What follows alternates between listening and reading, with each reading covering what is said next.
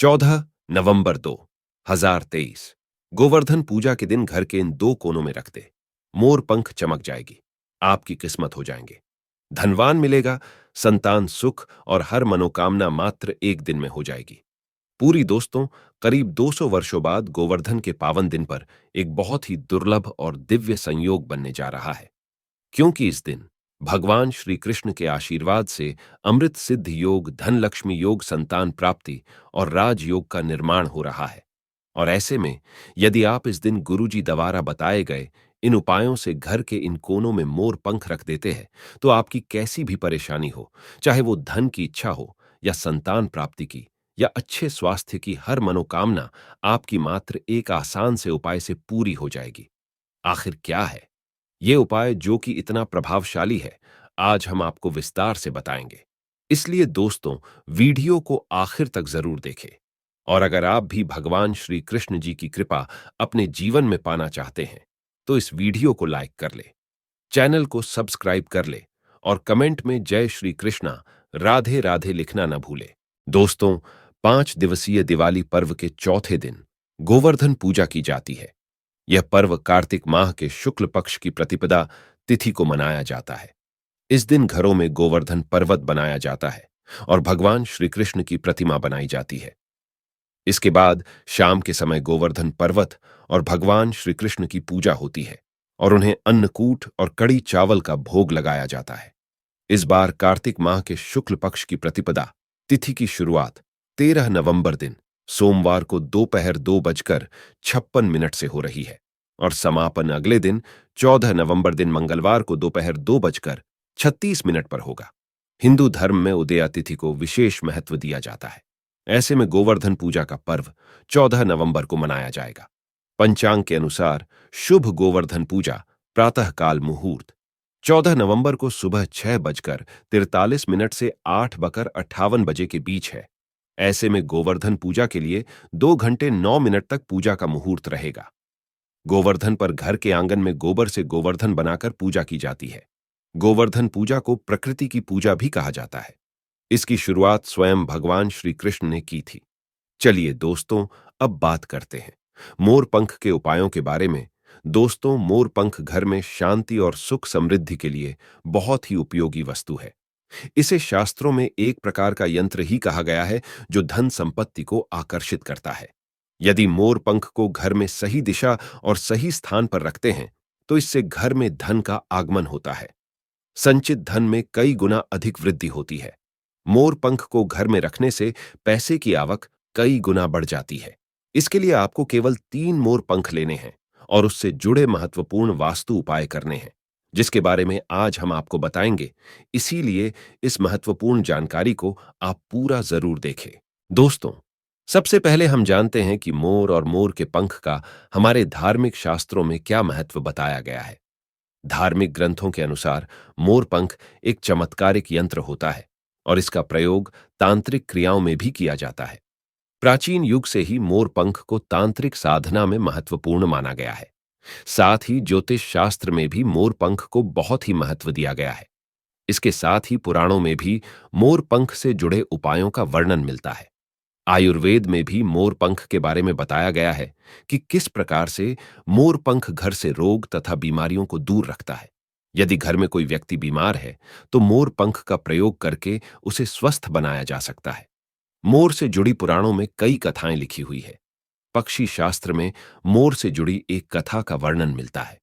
प्राचीन युग में संध्या नाम का एक असुर हुआ करता था। वह बहुत ही शक्तिशाली और बड़ा तपस्वी था। गुरु शुक्राचार्य से विद्या प्राप्त करके संध्या नाम का असुर देवताओं को अपना शत्रु मानने लगा था। उसने ब्रह्मदेव और भगवान शिव से वरदान प्राप्त किया और बहुत अधिक शक्तिशाली बन गया। उसके बाद उसने स्वर्ग पर आक्रमण किया और कई देवताओं को बंदी बना लिया। लेकिन कुछ असुर को पराजित करने के लिए देवताओं ने एक योजना बनाई और उसके लिए उन्होंने मोर की सहायता ली। सभी देवता और नवग्रह मोर के पंखों में विराजित हो गए, जिससे मोर बहुत ही अधिक शक्तिशाली बन गया और विशालकाय रूप धारण करके उस मोर ने संध्या असुर पर आक्रमण कर दिया। इस युद्ध में संध्या असुर का वध हो गया और देवताओं को उनका आधिपत्य फिर से प्राप्त हुआ। सभी देवताओं ने मोर की प्रशंसा की और उसे भी पूजनीय होने का वरदान दे दिया। तभी से मोर को बहुत ही पवित्र माना जाता है। जिस स्थान पर भी मोर पंख होता है, वहां पर 9 ग्रहों का अशुभ प्रभाव नहीं पड़ता है।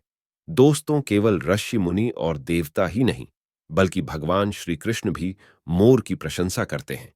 भगवान श्री कृष्ण ने मोर की श्रेष्ठता का वर्णन किया है और उन्होंने मोर के पंख को अपने मुकुट में धारण करके मोर के श्रेष्ठ होने का प्रमाण भी दिया है। मोर पंख के बिना भगवान कृष्ण कहीं पर भी नहीं जाते हैं। श्री कृष्ण कहते हैं, मोर शांति और प्रेम का प्रतीक है। मोर सुख समृद्धि का भी प्रतीक है। मोर का पंख मनुष्य की हर प्रकार की नकारात्मक शक्ति से रक्षा करता है। केवल हिंदू धर्म में ही नहीं, बल्कि दुनिया के सभी धर्मों में मोर को विशेष महत्व दिया गया है। प्राचीन लोग मोर पंख की अद्भुत शक्ति के बारे में जानते थे। इसीलिए सभी धर्मों के ग्रंथों में मोर को महत्वपूर्ण स्थान दिया गया है। हिंदू धर्म में मोर को धन की देवी, मां लक्ष्मी, विद्या की देवी, सरस्वती, भगवान श्री गणेश, हनुमान जी तथा कार्तिकेय जी से भी जोड़कर देखा जाता है। मां लक्ष्मी को सुख, समृद्धि और संपन्नता की देवी माना जाता है। मोर पंख का प्रयोग करके मां लक्ष्मी को प्रसन्न किया जा सकता है और सुख संपदा को प्राप्त किया जा सकता है। यदि मोर पंख के साथ आप अपने घर में बांसुरी रखते हैं, तो इससे परिवार में प्रेम और सौहार्द बना रहता है। दोस्तों, हमारा घर एक मंदिर की तरह होता है। अगर इसमें रहने वाले सदस्य रोज आपस में झगड़ा करने लगे, तो यह मंदिर कम युद्ध का मैदान अधिक लगने लगता है। घर में कलेश और झगड़े होने के कई कारण हो सकते हैं, लेकिन सबसे बड़ा कारण होता है घर में नकारात्मक ऊर्जा का प्रवेश करना। लेकिन हमारे घर में यह नकारात्मक ऊर्जा आखिर कहां से प्रवेश करती है, और इस नकारात्मक ऊर्जा को दूर करने के लिए कौन से उपाय करने चाहिए? वास्तुशास्त्र के अनुसार प्रत्येक घर में नकारात्मक ऊर्जा फैलाने वाली चीजें मौजूद होती है। इन वस्तुओं के बिना हमारा घर चल नहीं पाता है। इन वस्तुओं को तो हम घर से बाहर नहीं निकाल सकते हैं, लेकिन उस नकारात्मक ऊर्जा को अवश्य बाहर निकाल सकते हैं। इसके लिए हमें मोर पंख का प्रयोग करना चाहिए। इसके लिए मोर के पंखों को आप अपने घर पर खूब जोर जोर से हवा में हिलाएं। इससे आपके घर की जितनी भी नकारात्मक ऊर्जा है, वह आपके घर से बाहर हो जाएगी। यदि रोज सुबह पूजा के बाद आप ऐसा करते हैं, तो आपके घर की सारी नकारात्मक ऊर्जा घर से बाहर चली जाएगी और आपके घर में सुख शांति बनी रहेगी। इसी बात को ध्यान रखते हुए आज हम आपको बताएंगे कि घर में वह कौन सी 3 जगह है जहां पर आपको मोर पंख जरूर रखना चाहिए, और इन जगहों पर अगर आप मोर पंख रख देते हैं, तो आपके घर में भी सबसे अधिक सकारात्मक ऊर्जा बनी रहेगी। सबसे पहली बात, घर से नकारात्मक ऊर्जा को दूर करने के लिए अगर घर में नकारात्मक ऊर्जा है और परिवार के सदस्यों की तरक्की में अड़चनें निर्माण हो रही है, तो आप अपने मुख्य द्वार के ऊपर गणेश जी की प्रतिमा रखें और प्रतिमा के दोनों ओर मोर पंख अवश्य रखें। इससे आपके घर में किसी भी प्रकार की नकारात्मक ऊर्जा प्रवेश नहीं कर पाएगी। यदि आपका मुख्य द्वार वास्तुशास्त्र के नियमों के विरुद्ध है, तो आप मुख्य द्वार पर 3 मोर पंख अवश्य रखें। इससे वास्तु दोष समाप्त हो जाएंगे। दूसरी बात, ग्रहों के दुष्प्रभाव से बचने के लिए अगर घर के सदस्यों पर ग्रहों का दुष्प्रभाव है अथवा ग्रहों की स्थिति खराब चल रही है, तो मोर पंख ले और उस पर गंगा जल अथवा शुद्ध जल का छिड़काव करें। फिर इसे ऐसे स्थान पर रख दें जहां पर यह किसी को दिखाई ना दे। इससे ग्रह शांत होने में मदद मिलती है। तीसरी बात, बुरी नजर से बचने के लिए अगर घर के किसी सदस्य अथवा बालक को बुरी नजर लगी है या उस पर किसी की बुरी नजर का प्रभाव पड़ा है, तो सोते समय उस व्यक्ति के तकिए के नीचे मोर पंख रखें और दूसरे दिन इसे किसी बहते जल में अथवा कुएं में ढाल दें। इससे बुरी नजर उतर जाती है। चौथी बात, पढ़ाई में मन नहीं लगता है। अगर घर के विद्यार्थियों का पढ़ाई में मन नहीं लगता है, उनकी याददाश्त कमजोर है, पढ़ाई करते समय बार बार नींद आती है, तो विद्यार्थियों को मां सरस्वती के सामने मोर पंख रखकर दूसरे दिन उस मोर पंख को अपनी किताबों में रखना चाहिए। इससे विद्यार्थियों में एकाग्रता बढ़ेगी और मां सरस्वती की कृपा बनी रहेगी।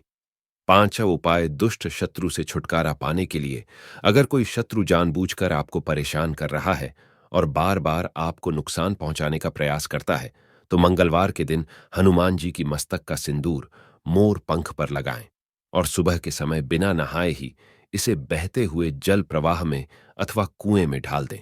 इससे शत्रु से छुटकारा मिलता है।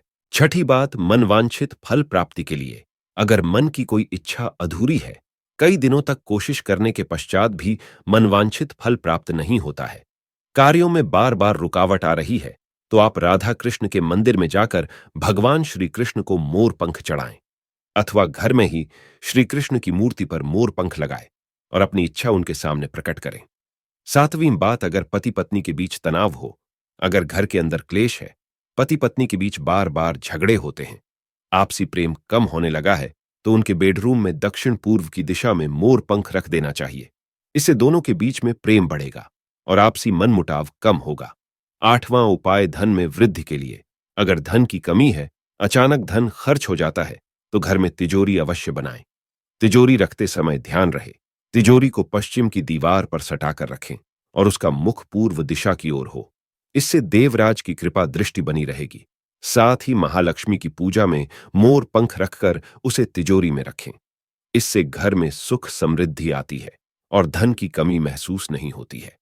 यदि धन की समस्या आ रही है, तो घर के अग्निकोण में अर्थात दक्षिण पूर्व दिशा में अपनी कमर से ऊपर कंधे की ऊंचाई पर दो मोर पंख शुक्ल पक्ष में लगाएं।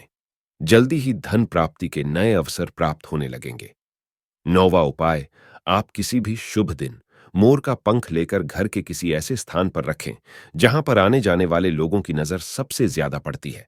असल में मोर का पंख नकारात्मक ऊर्जा को अवशोषित करता है, इसलिए आपको इसको ऐसे स्थान पर लगाना चाहिए जहां ये सभी को नजर आए।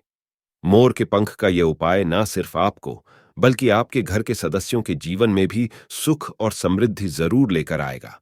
तो दोस्तों, इस प्रकार से मोर पंख का प्रयोग करके आप अपने जीवन में सुख समृद्धि ला सकते हैं। इसी के साथ दोस्तों, गोवर्धन के दिन आपको इन उपायों के साथ साथ गोवर्धन व्रत कथा भी सुननी और सुनानी चाहिए, जिससे आपके सभी पाप धुल जाते हैं और आपकी हर मनोकामना पूरी हो जाती है।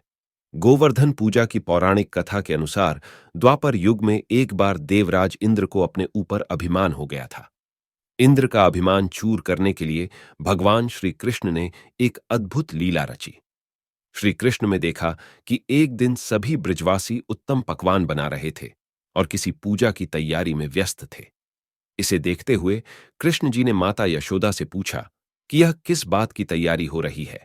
कृष्ण की बातें सुनकर यशोदा माता ने बताया कि इंद्रदेव की सभी ग्रामवासी पूजा करते हैं, जिससे गांव में ठीक से वर्षा होती रहे और कभी भी फसल खराब ना हो और अन्न धन बना रहे। उस समय लोग इंद्रदेव को प्रसन्न करने के लिए अन्नकूट चढ़ाते थे। यशोदा मियां ने कृष्ण जी को यह भी बताया कि इंद्रदेव की कृपा से ही अन्न की पैदावार होती है और उनसे गायों को चारा मिलता है। इस बात पर श्री कृष्ण ने कहा कि फिर इंद्रदेव की जगह गोवर्धन पर्वत की पूजा होनी चाहिए, क्योंकि गायों को चारा वहीं से मिलता है। इंद्रदेव तो कभी प्रसन्न नहीं होते हैं और न ही दर्शन देते हैं। इस बात पर ब्रिज के लोग इंद्रदेव की जगह गोवर्धन पर्वत की पूजा करने लगे। यह देखकर इंद्रदेव क्रोधित हुए और उन्होंने मूसलाधार वर्षा शुरू कर दी। इंद्रदेव ने इतनी वर्षा की कि उससे ब्रजवासियों को फसल के साथ काफी नुकसान हो गया। ब्रजवासियों को परेशानी में देखकर श्री कृष्ण ने अपनी कनिष्ठा उंगली पर पूरा गोवर्धन पर्वत उठा लिया और सभी ब्रजवासियों को अपने गाय और बछड़े समेत पर्वत के नीचे शरण लेने के लिए कहा। इस बात पर इंद्र कृष्ण की यह लीला देखकर और क्रोधित हो गए और उन्होंने वर्षा की गति को और ज्यादा तीव्र कर दिया। तब श्री कृष्ण ने सुदर्शन चक्र से कहा कि आप पर्वत के ऊपर विराजमान होकर वर्षा की गति को नियंत्रित करें, और शेषनाग से कहा, आप मेढ़ बनाकर पानी को पर्वत की ओर आने से रोकें। इंद्र लगातार 7 दिन तक वर्षा करते रहे। तब ब्रह्मा जी ने इंद्र से कहा कि श्री कृष्ण भगवान विष्णु के अवतार हैं और उन्हें कृष्ण जी की पूजा की सलाह दी। ब्रह्मा जी की बात सुनकर इंद्र ने श्री कृष्ण से क्षमा मांगी और उनकी पूजा करके अन्नकूट का 56 तरह का भोग लगाया। तभी से गोवर्धन पर्वत पूजा की जाने लगी और श्री कृष्ण को प्रसाद में 56 भोग चढ़ाया जाने लगा। दोस्तों, ऐसी मान्यता है कि श्री कृष्ण को गायों से अत्यंत प्रेम था और वो गायों तथा बछड़ों की सेवा किया करते थे।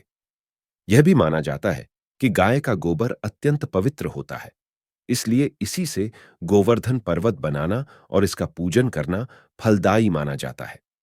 इस दिन गोबर से गोवर्धन पर्वत की आकृति बनाई जाती है और इसके चारों कोनों में करवा की सींकें लगाई जाती हैं। इसके भीतर कई अन्य आकृतियां भी बनाई जाती हैं और इसकी पूजा की जाती है।